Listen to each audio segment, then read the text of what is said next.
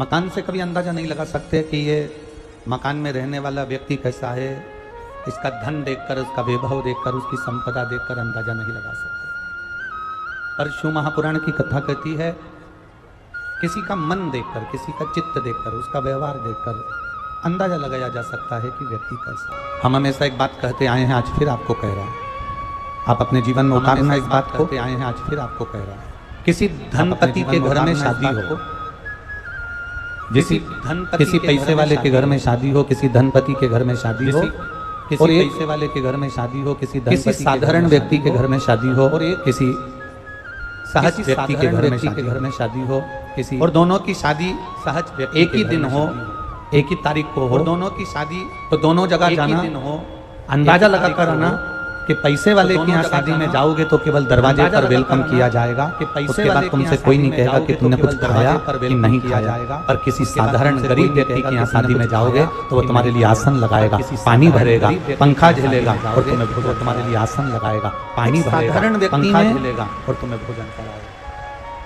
उसकी नम्रता, ऐसा नहीं कि धनपति में नम्रता नहीं होती या पैसे वालों में नम्रता नहीं होती। हम ये नहीं कहते कि पैसे वालों में नम्रता नहीं होती, होती है।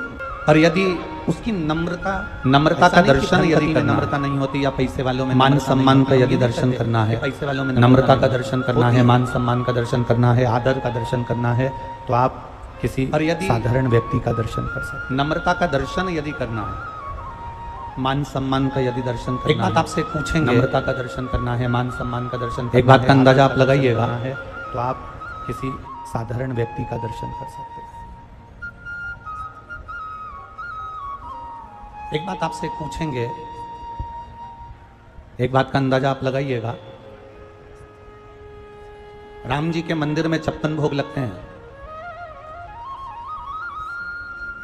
भगवान कृष्ण के मंदिर में 56 भोग लगते हैं, भगवान विष्णु के मंदिर में 56 भोग लगते हैं, ब्रह्मा जी के मंदिर में 56 भोग लगते हैं, देवी जी के मंदिर में 56 भोग लगते हैं। पर कभी आपने सुना कि भोलेनाथ जी के मंदिर में 56 भोग लगा? जम के बोलो जरा, कभी सुना है आप लोगों ने कि भगवान शंकर के मंदिर में कहीं 56 भोग लगा, शिव जी के मंदिर में कहीं 56 भोग लगा?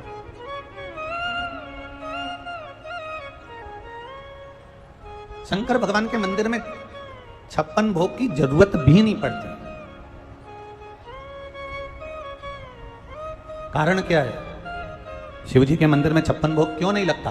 शंकर भगवान के मंदिर में दुनिया के लोग चाहे तो 56 भोग लगा दें, पर शंकर भगवान की कथा कहती है, शिव महापुराण की कथा कहती है कि मंदिर में भगवान के आगे 56 भोग लगे और मंदिर के बाहर कोई भूखा सो रहा हो तो मंदिर में भगवान को 56 भोग अच्छे लगेंगे क्या? जम के तो बोलो, अच्छे लगेंगे? नहीं लगेंगे। सारे देवताओं को 56 भोग लग जाते हैं, पर मेरे महादेव को 56 भोग इसलिए नहीं लगते क्योंकि मेरा महादेव पृथ्वी पर रहता है, मृत्युलोक में रहता है, भूमंडल पर रहता है। इस भूमि पर मेरा महादेव रहता है, तो मेरा महादेव ये जानता है अगर मैं 56 भोग खाऊंगा और मेरे मंदिर के बाहर अगर कोई बैठा है, सो रहा है, और कोई गरीबड़ा, कोई भिक्षुक अगर भूखा है, तो मेरा 56 भोग खाना बेकार है। इसलिए शिव 56 भोग नहीं पाते। शिव महापुराण की कथा कहती है भोलेनाथ को 56 भोग भले ना चले, पर भोलेनाथ एक कृपा जरूर करते हैं, मेरा शंकर भगवान 56 भोग नहीं खाता, मेरा शंकर भगवान धतूरा पा लेता है, मेरा शंकर भगवान भांग पा लेता है, मेरा शंकर भगवान बेल पा लेता है, पर मेरा भोलेनाथ 56 भोग नहीं पाता।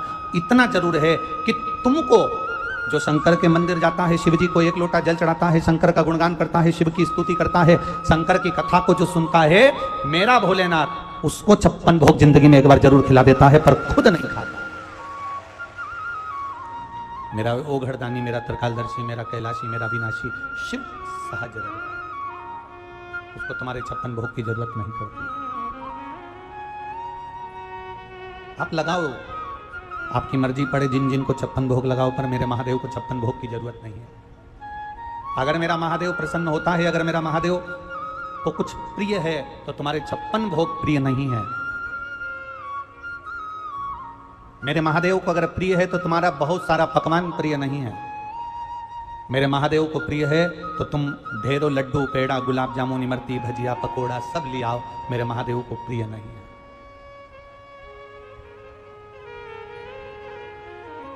आप अपने लिए कितना भी 56 भोग जमा, ये गोस्वामी जी से पूछना जो कथा करवा रहे हैं, या जिस अग्रवाल धर्मशाला में हम रुके हैं, जिस अग्रवाल भवन में हम रुके हैं, धर्मशाला में हम रुके हैं, उस भवन में जो भंडारी भोजन बना रहा है उससे पूछना, हम चले जाएं उसके बाद पूछना कि वो इतना सारा भोजन बनाते हैं, क्या सीहोर वाले गुरुजी उतना भोजन उनके भंडार गृह का लेते हैं? हमारा ब्राह्मण खुद एक मूंग की दाल बना देता है, एक हरी सब्जी पालक या लौकी या तुरई या गिलकी बना देता है, और 2 रोटी सुबह की हो जाती है, 1.5 रोटी शाम की हो जाती है, और पकवान पूरा हो गया, समझ लो। ये आनंद था। आपने कितनी रबड़ी बनाई, आपने कितना लड्डू बनाया, आपने कितना सामान लेकर आए, आप कितना पकवान बना रहे हो, हमें उससे कोई मतलब नहीं। हमारी 2 रोटी भली, मूंग की दाल भरी और एक सब्जी भरी, बस उतना हो। और हमारा जो ब्राह्मण देव भोजन बना दे, बस वो 2 रोटी प्रेम की जो पाई उसका सुख।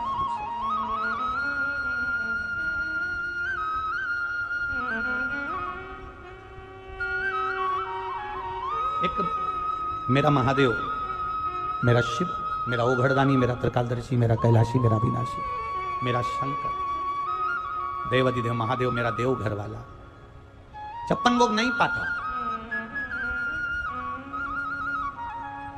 उसका एक नियम है, मैं 56 भोग खाऊंगा, और मेरे मंदिर के बाहर अगर कोई भूखा सो रहा है तो मेरा 56 भोग खाना ठीक नहीं है।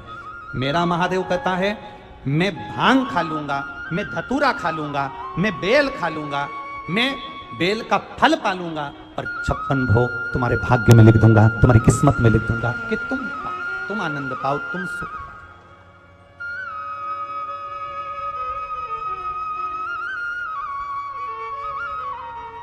तुम्हारे पास में कितनी दौलत है ना, शंकर जी को उससे कोई मतलब नहीं। तुम्हारे पास में कितना वैभव है ना, देवाधिदेव महादेव को उससे कोई मतलब नहीं। तुम्हारे पास में कितनी 4 व्हीलर गाड़ी है ना, उससे महादेव को कोई मतलब नहीं। महादेव को अगर मतलब है तो केवल तुम्हारी भक्ति से मतलब है, केवल भक्ति। और जो भगवान शंकर की अविरल भक्ति, एक कबीरदास जी का बड़ा सुंदर चरित्र आता है। कबीरदास जी के घर के पास में, कबीरदास जी के झोपड़े के पास में, घर के पास में एक नाचने वाली नर्तकी ने, एक नाचने वाली, सबको प्रसन्न करने वाली नर्तकी ने अपना घर कबीरदास जी के पास में बना लिया। अब कबीरदास जी के यहां तो संतों का डेरा लगा रहता था, कबीरदास जी के यहां तो साधु संत पड़े ही रहते थे। जो टोली आती थी वो कबीरदास जी के यहां चली जाती थी, और वहां पर कबीरदास जी के यहां रहते, भजन करते, भोजन करते, चले जाते।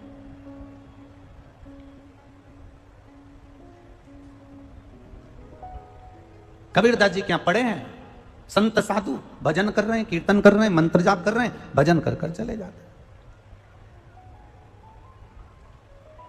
अब देखिए, कबीरदास जी के बाजू में नर्तकी ले रही है, एक नाचने वाली, जिसने मकान बना लिया, कबीरदास जी के बिल्कुल बाजू में रह रही है, अच्छे से रह रही है।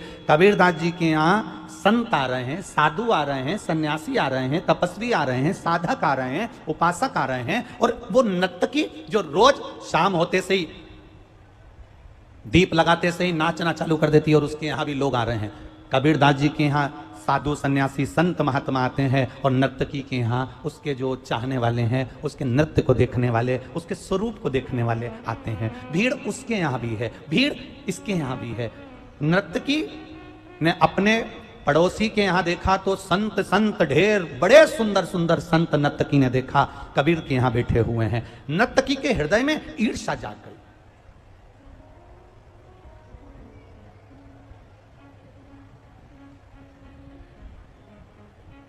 जिसके अंदर पाप ज्यादा भरा होता है ना, उसको संत अच्छे नहीं लगते। जिसके अंदर पाप ज्यादा भरा होता है उसको शिव महापुराण अच्छी नहीं लगती। जिसके अंदर पाप ज्यादा भरा होता है उसको मंदिर अच्छा नहीं लगता। जिसके अंदर पाप ज्यादा भरा होता है उसको भगवान का भजन अच्छा नहीं लगता। जिसके अंदर पाप ज्यादा भरा होता है उसको धर्म और भगवान की भक्ति अच्छी नहीं लगती। कैसे अच्छी नहीं लगती? अंदाजा लगाना। पाप बढ़ता है तो भगवान अच्छा नहीं लगता, प्रवचन अच्छे नहीं लगते, शिव पुराण अच्छी नहीं लगती, शंकर मंदिर जाना अच्छा नहीं लगता, लोगों की सीख देना अच्छा नहीं लगता, कोई आपको समझाए आपको अच्छा नहीं लगता। जब पाप बढ़ता है तो अच्छे कार्य अच्छे नहीं लगते। उसी तरह जैसे पाप बढ़ा तो कथा भागवत सत्संग भजन संत मंदिर अच्छे नहीं लगते, उसी तरह जैसे पाप बढ़ने पर ये अच्छे नहीं लगते, उसी तरह शरीर में ताप बढ़ने पर, ताप मतलब बुखार, शरीर में जब बुखार आता है ताप बढ़ता है तो ईमानदारी से बोलो भोजन अच्छा लगता है क्या? जम के बोलो जरा, भोजन अच्छा लगता है? नहीं। पाप बढ़ता है तो भजन अच्छा नहीं लगता, ताप बढ़ता है, बुखार बढ़ता है, बहुत ज्यादा फीवर जब बढ़ता है तो भोजन अच्छा नहीं लगता। और ध्यान रखना, जिस दिन तुम्हें शिव पुराण अच्छी ना लगे, जिस दिन तुम्हें भजन अच्छा ना लगे, जिस दिन तुम्हें कोई मंदिर जाना अच्छा ना लगे, जिस दिन तुम्हें कोई सत्संग में जाए तो अच्छा ना लगे, जिस दिन तुम्हें कोई भगवान की भक्ति में डूबता हुआ अच्छा ना लगे, समझ लेना कि तुम्हारे को पाप ज्यादा बढ़ गया। इसलिए हमारा मन कथा सत्संग भजन कीर्तन में नहीं लग रहा, हमारे स्मरण में नहीं लग रहा। जरूर मेरे जैसे ताप बढ़ता है तो भोजन छूट जाता है, बुखार बढ़ता है तो भोजन छूट जाता है, पाप बढ़ता है तो भजन छूट जाता है, पाप बढ़ता है तो शिव महापुराण छूट जाती है, पाप बढ़ता है सत्संग छूट जाता है, पाप बढ़ता है मंदिर छूट जाता है। उस नर्तकी ने ये मन में विचार करा कि मेरे यहाँ लोग कम आते हैं और इस कबीरदास जी के यहाँ ज्यादा जाते हैं, अंदर से पाप ज्यादा बढ़ गया। तो उस नर्तकी ने अपने चाहने वाले से कहा लगा दे आग कबीरदास की कुटिया में।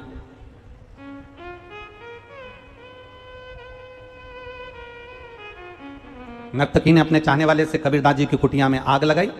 कबीरदास जी की कुटिया धधक धधक कर जल रही थी। कबीरदास जी से किसी ने कहा तुम्हारा मकान जल रहा है। कबीरदास जी बोले जलने दो, क्या करें, जल जाए तो जल जाए, उसने बनवाया था, उसी ने आग लगा दी, अपन क्या कर सकते। अब क्या हुआ, कबीरदास जी तो बैठ गए भजन गाने, हवा का झोंका चला और हवा जाना थी इधर, हवा का झोंका पड़ गया बेश्या के घर के उधर और मालूम पड़े 2 मिनट में बेश्या का घर भी खाक हो गया। उस नर्तकी का घर भी खाक हो गया, उस वैश्या का घर भी खाक हो गया। वैश्या दौड़ती दौड़ती कबीरदास जी के पास पहुंची। कबीरा कबीरा, बाबा जी, संत जी, गुरु जी, ये तो बताओ तुमने ये क्या कर दिया। इतने में कबीरदास जी बोले बहन मैं तो यहाँ बैठा हूं, मैंने तो कुछ भी नहीं करा। कबीरदास जी तुम्हारे घर में आग लगी थी, मेरे घर में आग कैसे लग गई। कबीरदास जी कहते हैं मालूम नहीं पर इतना जरूर जानता हूं, तेरे यार ने मेरे यहाँ आग लगा दी और मेरे यार ने तेरे यहाँ आग लगा दी।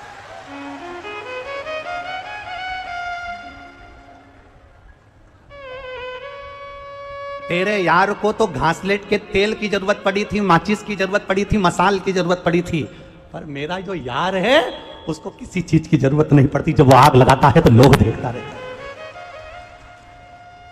इतनी चाहत। कबीरदास जी ने नर्तकी से कहा दुनिया के लोगों ने तेरा स्वरूप देखकर तुझे चाहा है, पर एक भक्त जो होता है ना उसको भगवान कभी नहीं दिखता, उसके बाद भी वो उसको दिल से चाहता है। जो दिखता नहीं है ना वो भी बिना देखे ही कुछ कमाल कर कर चला जाता है। वो आता है और कब कमाल करता है पता नहीं। एक पत्र आया देख,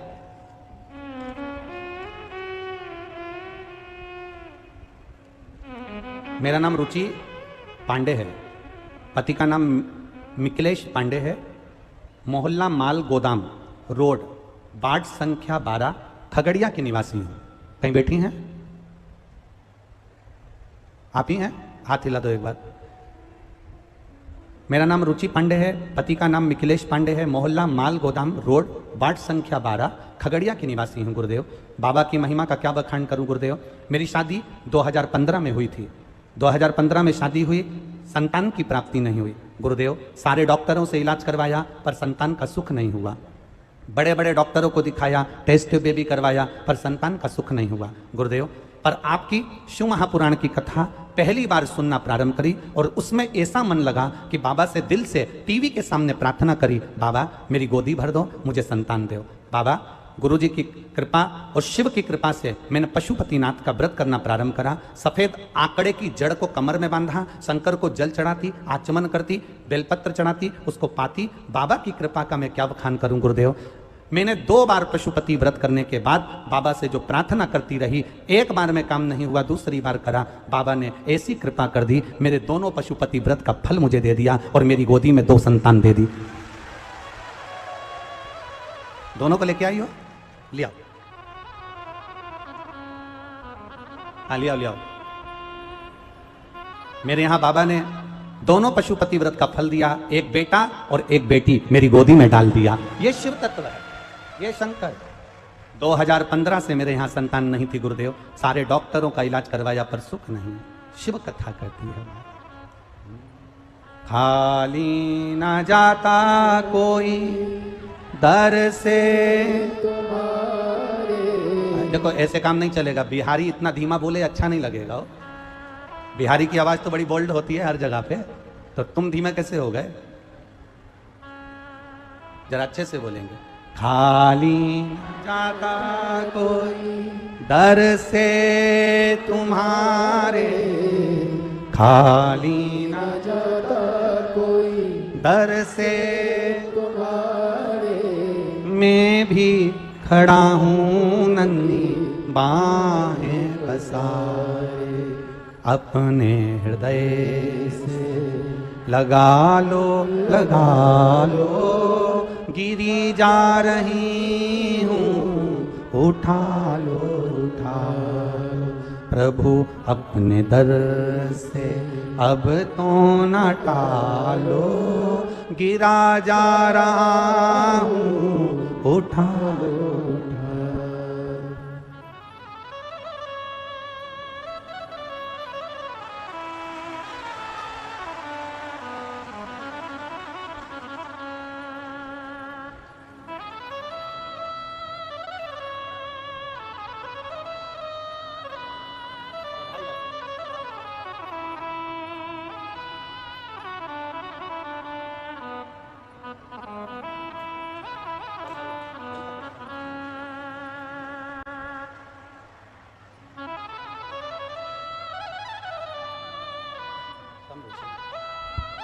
एक बार जोरदार ताली बजाएं।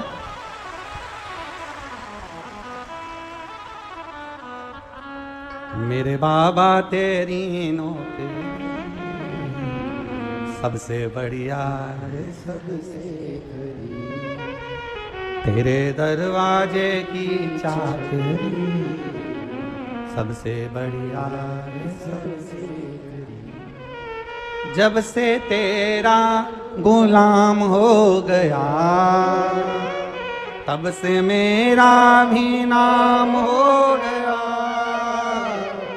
जब से तेरा गुलाम हो गया, तब से मेरा भी नाम हो गया। वरना वो कात क्या थी मेरी, वरना वो कात क्या थी मेरी, सबसे बढ़िया सबसे खरी, भोले बाबा तेरी नौकरी, सबसे बढ़िया है, सबसे खरी। हम देवादिदेव महादेव से प्रार्थना करें, हम शिव की भक्ति करें, हमारा विश्वास पक्का होगा तो ये निश्चित है मेरा देव अधिदेव महादेव थोड़ा नहीं देता। देवता देते हैं पल्ला झाड़ कर और महादेव देता है छप्पर फाड़ कर। वो कम नहीं देता, कम कभी दिया ही नहीं उसने। उसकी भक्ति का बल बढ़ा है, उसका विश्वास बढ़ा है। याद रखिए, पाप बढ़ता है, पाप अगर बढ़ता है तो भजन अच्छा नहीं लगता। पाप बढ़ता है तो शिव पुराण अच्छी नहीं लगती। पाप बढ़ता है तो सियोर वाला महाराज भी अच्छा नहीं लगता। समझ लेना कि पाप थोड़ा ज्यादा बढ़ गया है, इसलिए सत्संग भजन संत कीर्तन स्मरण अच्छा नहीं लगा। जांच करो अपने शरीर की।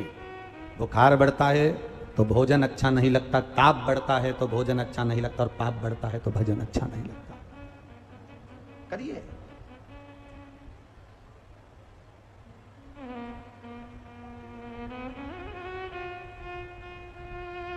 पूरा घर भजन नहीं करता, पूरा घर कथा नहीं सुनता, पूरा घर शिव के मंदिर नहीं जाता, पूरा घर शिव महापुराण में नहीं जाता, पर अपने घर में कोई एक व्यक्ति अगर ऐसा है जो भगवान की भक्ति में डूबा हुआ है, भगवान से लगा हुआ है, भगवान से लगा हुआ है, तो समझ लेना कि वो पूरे घर को पार लगा रहा है। एक अकेला, एक अकेला।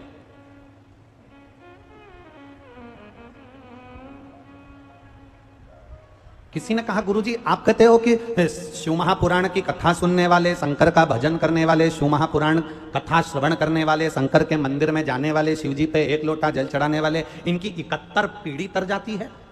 आप कह रहे हो 71 पीढ़ी तर जाती है, हम कह रहे हैं हाँ शिव महापुराण वर्णन करती है, उसमें क्या दिक्कत है? ऐसा होता है? हमने कहा एक बात बताओ, तुम्हारे कुल में, तुम्हारे परिवार में, तुम्हारे घर में नहीं, तुम्हारे काका बाबा रिश्तेदार में अगर कोई मर गया तो उसकी सूतक तुमको लगेगी कि नहीं लगेगी? अरे बोलो, जम के बोलो, लगेगी ना। 5-6 पीढ़ी में कोई मर गया, सूतक तुमको लगेगी। 5-6 पीढ़ी में किसी के यहां बच्चा हो गया, बेटा हो गया, सावड़ तुमको लगेगी कि नहीं लगेगी? लगेगी ना। जब तुम्हारे 7 पीढ़ी में अगर कोई मरता है तो सूतक तुमको लगती है, उसी तरह जो एक लोटा जल चढ़ाता है उसके पुण्य का आनंद 71 पीढ़ी तक चले जाता है। यह कोई साधारणता नहीं है। हमारा पुण्य 71 पीढ़ी तक जाता है, 71 पीढ़ी तक। आपका करा गया भजन, आपका किया गया कीर्तन, आपका किया गया मंत्र जाप, आपका किया गया नाम जाप, आपका किया गया स्मरण, ये आपकी कई पीढ़ियों को तार देता है, कई पीढ़ियों को।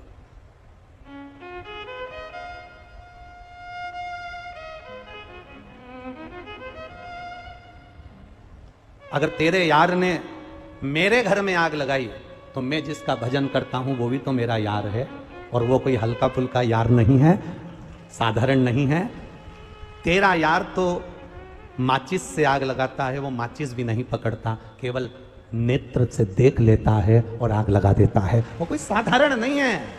अकाल मृत्यु वो मरे जो काम करे चंडाल का, और काल उसका क्या बिगाड़े जो भक्त हो महा काल का। आप इतनी संख्या में आए हो, आज पूरा रोड जाम पड़ा हुआ है, तुम्हें भी आने में कम से कम रोड पे से कम से कम आधा पौन घंटा लग गया होगा केवल जाम में से निकलने में। बोलो सही है कि गलत है? और अभी भी तुम इतने अंदर बैठे हो, उतने ही जाम में फंसे हैं। जितने बैठे हो ना इस ग्राउंड में,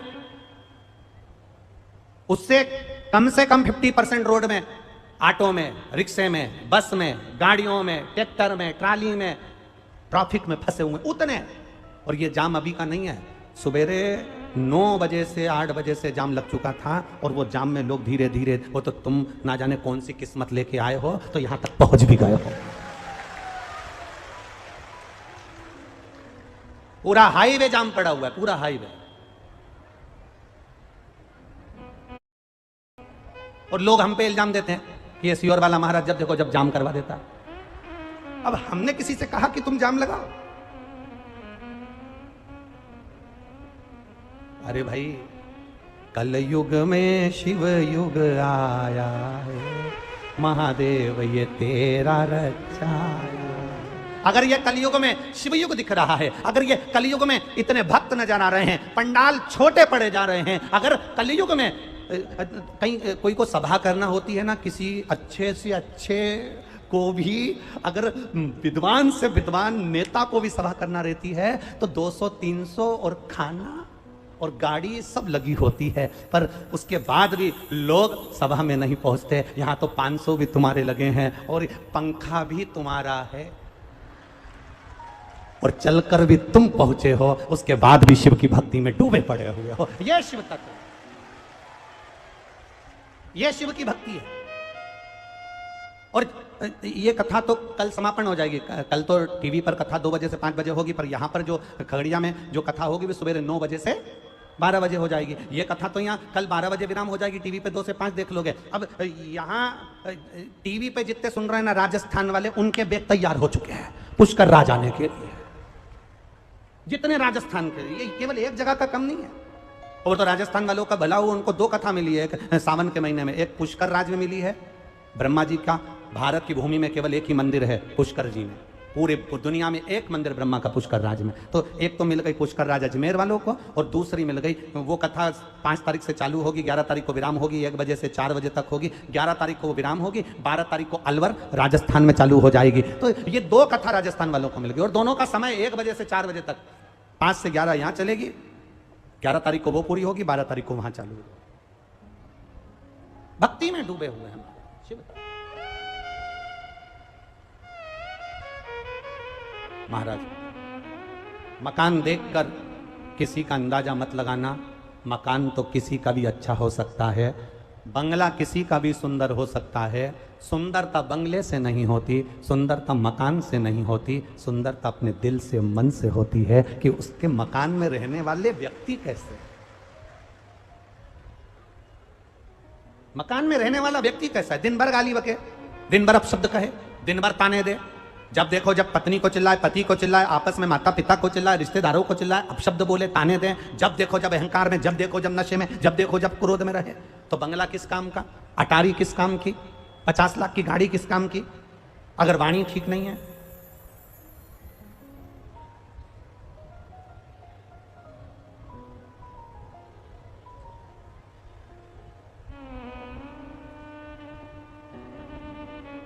उस वाणी का फिर महत्व क्या है, गाड़ी का महत्व क्या है जब वाणी ठीक ना। शिलाद मुनि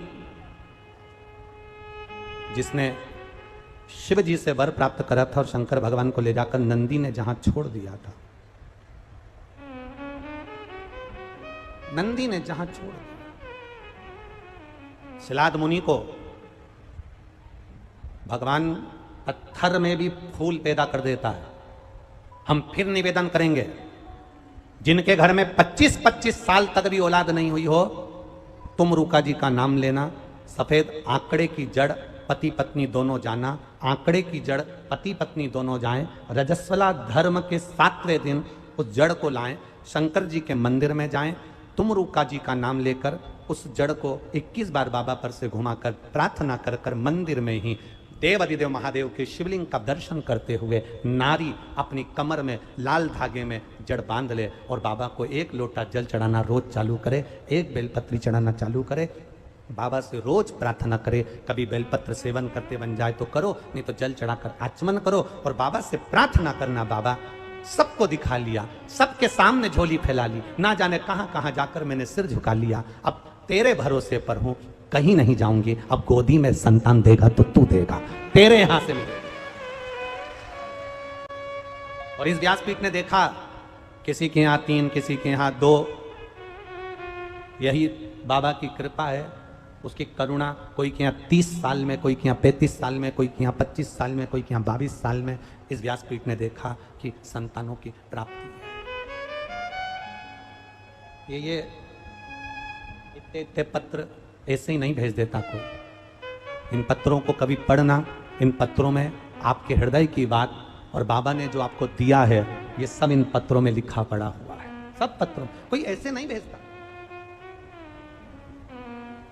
और इतने इससे 4 गुना नीचे फंसे हैं इसमें, नीचे रहे। एक विश्वास के साथ अब शिव का भजन करो, एक भरोसे के साथ मेरे महादेव का भजन करो। यह कथा गोस्वामी परिवार ने कराई है, श्री नवीन कुमार जी गोस्वामी जी ने कराई है।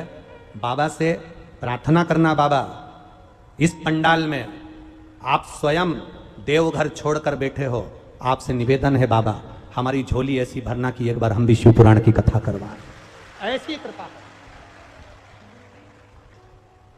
धन देना पर ऐसा मत देना कि वो धन गलत जगह पर चले जाए, धन देना तो ऐसा देना कि सही जगह पर लग जाए। घर में आने वाला धन अगर घर का एक व्यक्ति भी सही जगह पर लगाता रहता है तो उस घर को बर्बाद कोई नहीं कर पाता है। चाहे कितने भी पापीड़े जीव उस घर में रह रहे हो तो भी बर्बाद नहीं हो पाते, क्योंकि एक सत्कर्म करने वाला उस घर के अंदर रह रहा है, एक भजन करने वाला, भक्ति में डूबने वाला रह रहा है।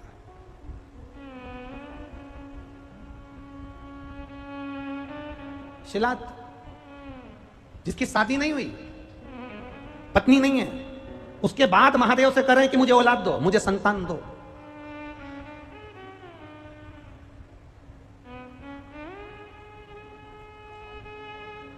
अब जरा विचार करिएगा कि पत्नी नहीं है तो फिर औलाद क्यों मांगना? पर पूर्वजों ने कहा है कि हमारा उद्धार कैसे होगा, हमारा कल्याण कैसे होगा, इसलिए हमें संतान दो बाबा, संतान दो बाबा, कृपा करो संतान दो। अब शिवजी तो नंदी को पहले ही वचन दे चुके थे कि प्रदोष के दिन, प्रदोष काल में मुझे जहां तू खड़ा कर देगा और मैं चारों तरफ दृष्टि फेरूंगा, जितने लोगों पर मेरी दृष्टि पड़ जाएगी, जो वो मांगेंगे उनको वो प्राप्त हो जाएगा। अब बाबा को ये नहीं मालूम कि इसकी तो शादी नहीं हुई, इसकी तो पत्नी नहीं है, तो भी बाबा ने